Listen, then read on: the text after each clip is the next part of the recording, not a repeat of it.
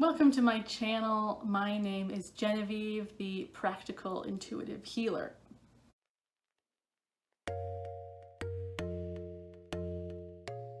So today we're going to talk about healing authenticity. And before we get into that, we need to talk about what the heck even is being authentic.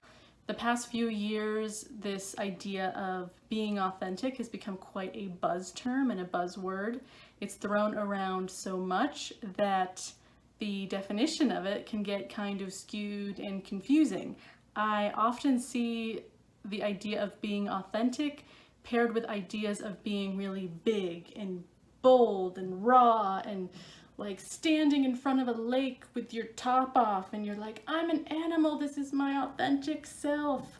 Maybe sometimes that's your authentic self, but that doesn't necessarily mean that being authentic is defined by big, bold actions. Really, what being authentic really means is being comfortable with yourself and being able to connect with others from that place of comfortability within yourself. It's not at all about putting on a show or acting in a way to get something. In fact, that's the very opposite of authenticity. So, how have I healed my own authenticity? First, I will say that the title of this video is only slightly misleading in that it says healed as opposed to healing, when really on this journey of life, there is no arrival point in healing. If you know me, it's something I talk about a lot, that healing is a constant uncovering, and especially with something like authenticity, it's always being revealed to us in a deeper way. But I have a few pretty clear steps that I have used and had to practice in my own life that have gotten me to a place of deeper authenticity and comfortability with myself and being able to connect with others from that place. I will say that I used to be a very insecure person.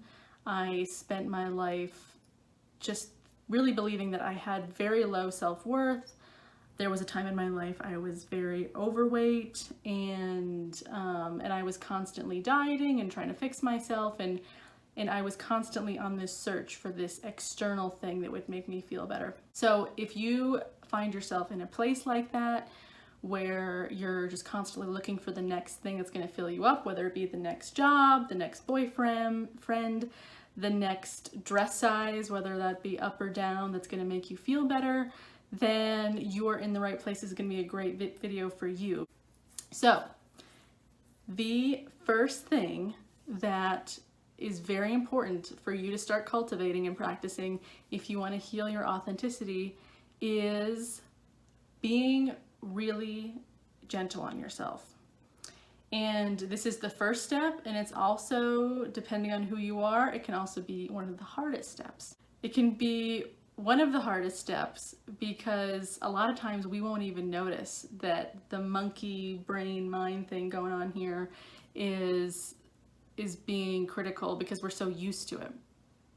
But it's really important that you learn how to catch yourself, especially in negative self-talk and in judgment of yourself and others, and get yourself back to a place of neutrality towards yourself.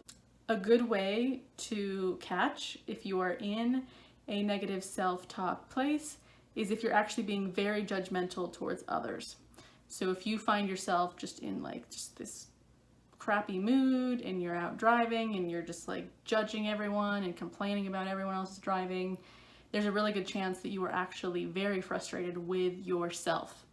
And it might be that you crossed one of your own personal boundaries, or you've just been really self-critical for a long time, and it's acting out by being then very critical toward the world around you. Those two very often go hand in hand.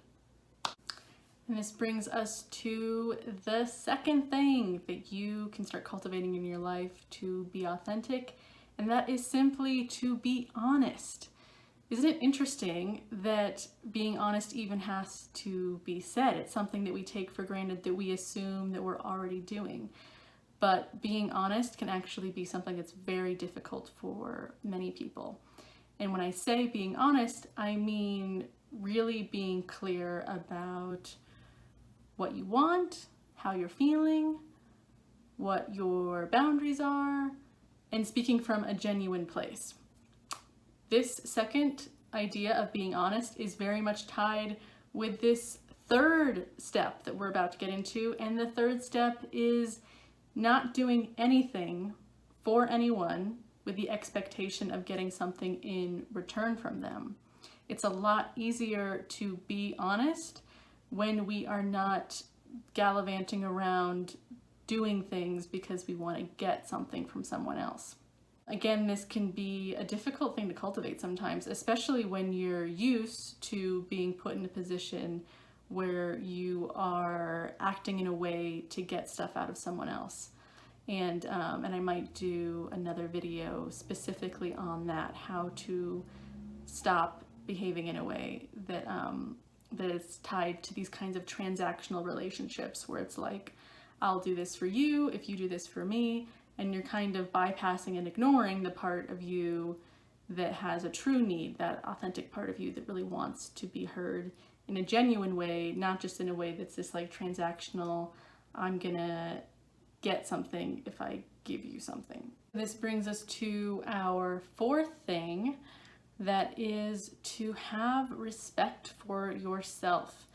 This is another one that's like, shouldn't this be easy? Like having respect for myself and loving myself. It's something that we say all the time. Love yourself, respect yourself. But I've gone through periods of my life where I am like, what does that even mean? And how can I do it? So what I've learned is that how you respect yourself and how you learn to love yourself is actually done more through action and less through thinking your way into it. A lot of people will use things like concepts about respecting yourself and loving yourself and turn it into this kind of intellectual exercise where it's like, I'm gonna think my way into doing it first. But with respecting yourself, it's kind of an outside-in job, at least for me. That's how it has worked. I had to start behaving like someone that respected themselves first, and then I felt the rewards of that inside next, not the other way around. So, how can you respect yourself? Have a clear idea of what your boundaries are and what you expect out of yourself and act accordingly. It will take a lot of practice, but the idea is to start somewhere.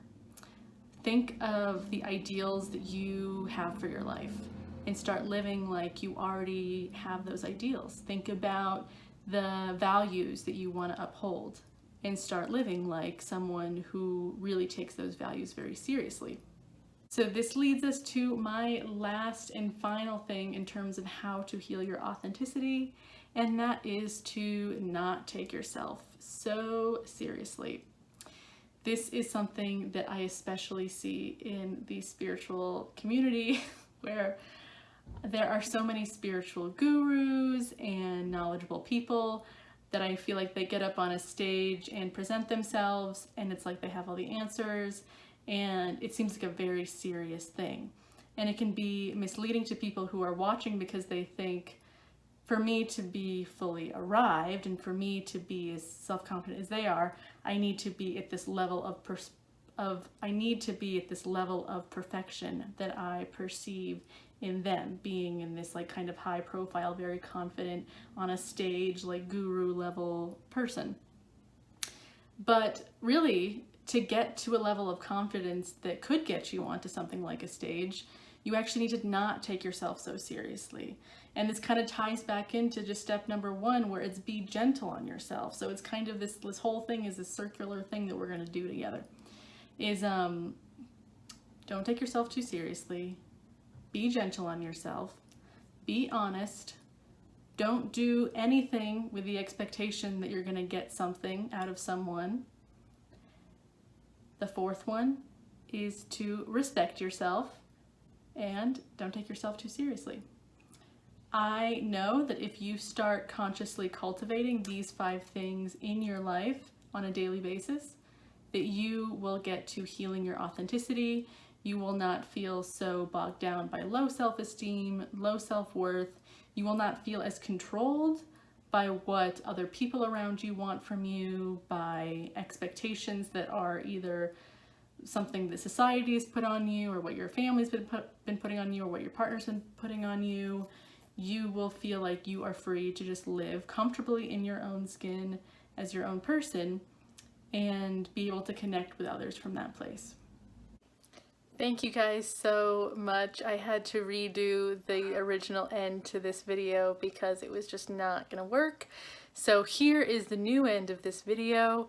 If you enjoyed my advice, please give me a thumbs up and subscribe. I will be putting out videos every Tuesday and Friday with different psychic advice, intuitive advice, healing advice, and then just general life advice or whatever happens to come up as a good topic.